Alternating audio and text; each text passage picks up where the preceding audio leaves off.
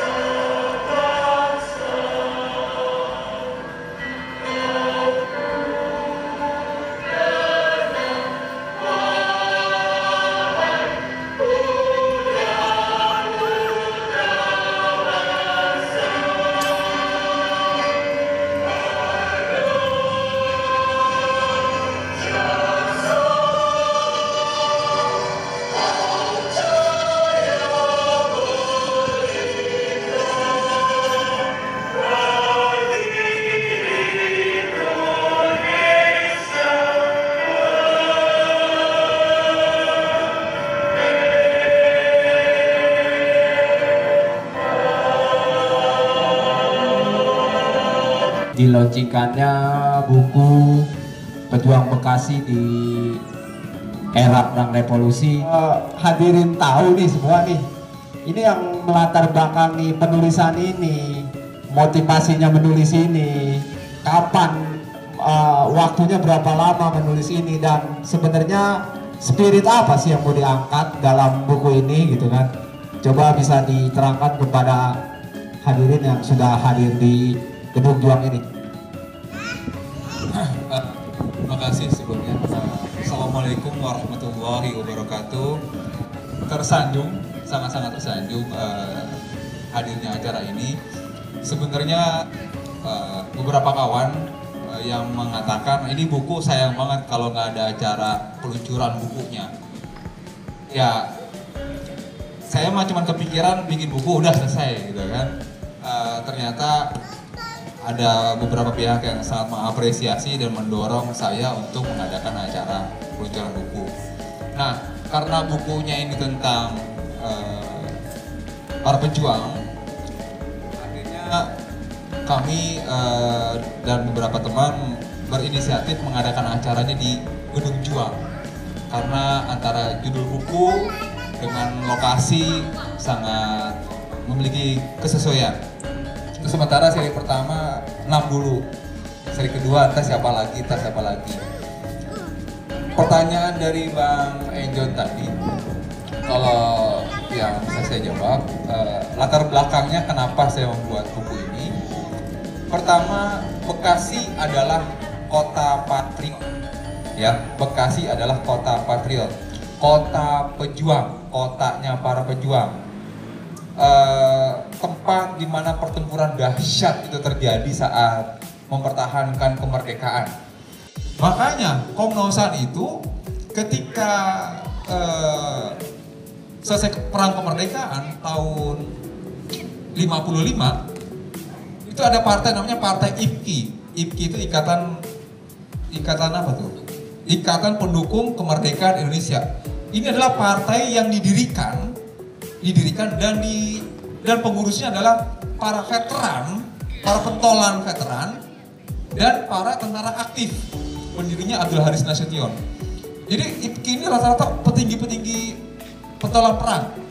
Siapa aja tuh? Ada Haji Jolek di situ, ada Hussein Kamali di situ, ada Mayor Oking, ada Lukas Mustario. Jadi pentolan-pentolan perang ada di situ. Nah, yang menarik adalah kenapa ada Komnosan, padahal beliau bukan yang akan perang kan, yang angkat senjata, tapi kok ada. Bahkan dipilih oleh orang UKI menjadi kepala daerah atau bupati. Ya karena para pejuang pada waktu itu sangat berterima kasih. Harta bendanya Komnosan itu habis, bisa dikatakan habis, untuk membiayai satu, para laskar, para pejuang-pejuang kita. Yang kedua, keluarganya. Jadi yang dibiayai oleh Komnosan ini tidak hanya laskarnya, tapi keluarganya juga. Jadi ketika si pejuang ini bertempur di medan perang, itu keluarganya itu dijamin sama Komnosan untuk berasnya, ayamnya dan sebagainya. Bang Raden Aga Handoko, silakan Bang, sambutannya Bang.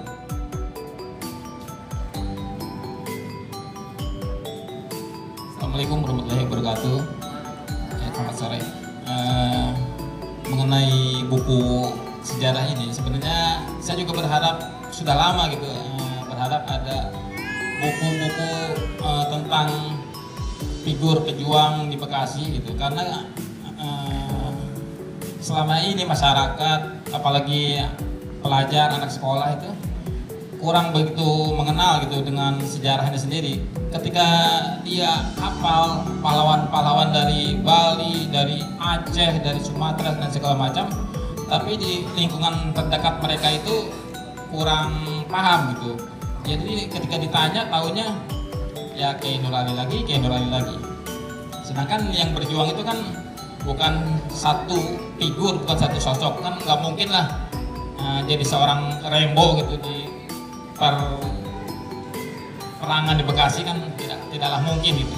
Tapi kan selama ini yang kita tahu, orang-orang Bekasi, anak-anak muda, pelajar dan sebagainya hanya mengenal satu figur sosok gitu. Ini usaha Bang Endra saya apresiasi, dan saya juga berharap kedepannya akan ada seri-seri selanjutnya gitu. Ada yang seri kedua, seri ketiga, karena begitu banyak sekali.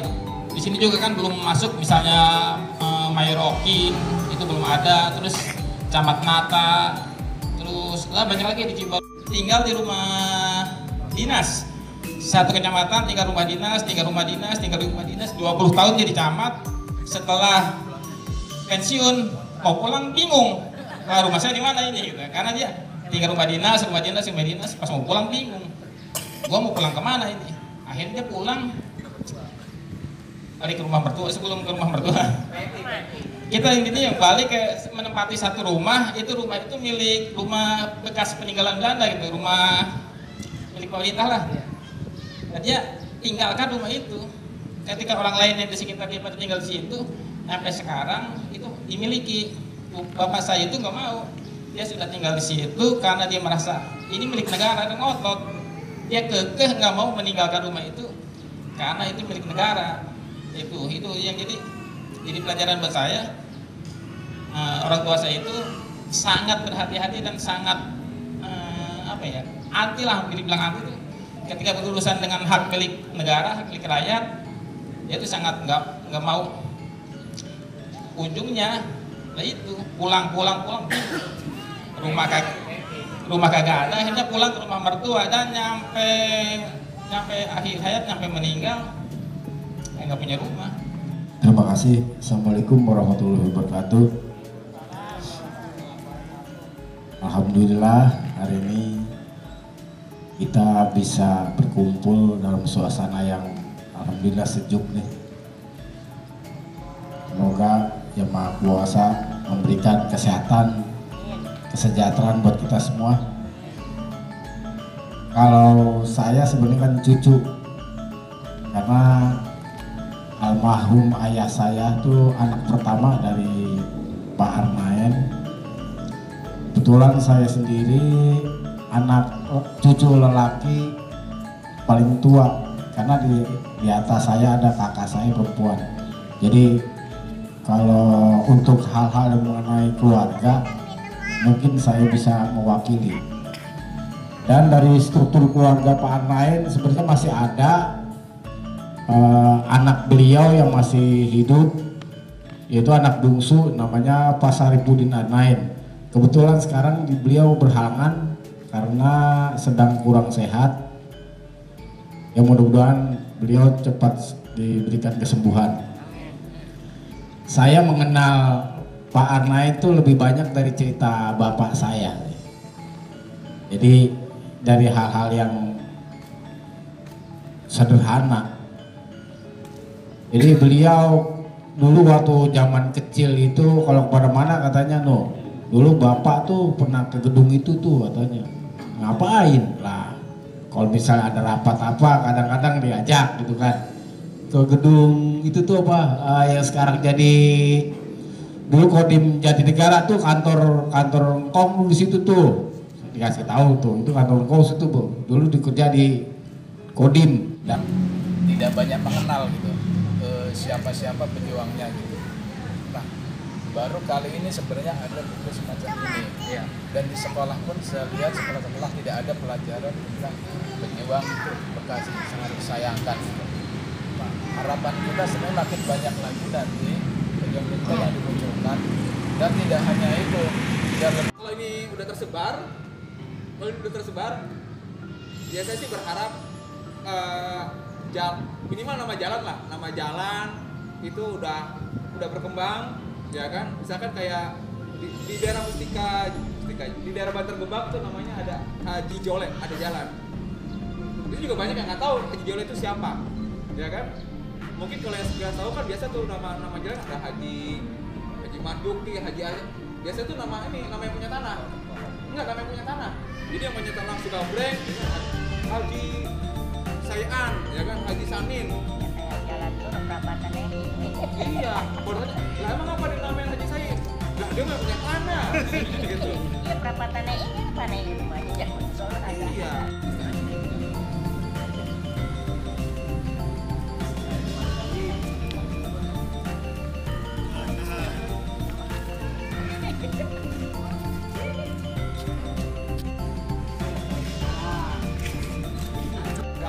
Besar pejuang mengucapkan terima kasih yang sebesar-besarnya atas atensinya dan yang hari ini sudah hadir di gedung juang ini. Untuk kita tutup dengan Alhamdulillah.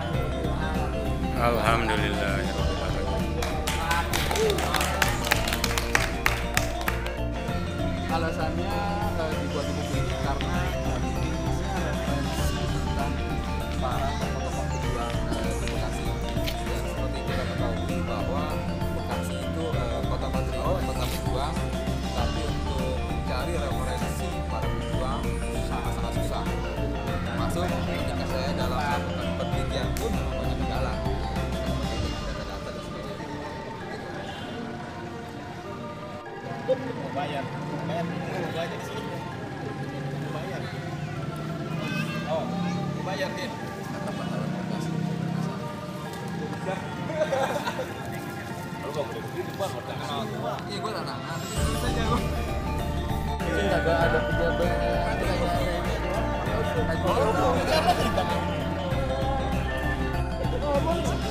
Bisa, yang nanya gue baju gandeng lebih.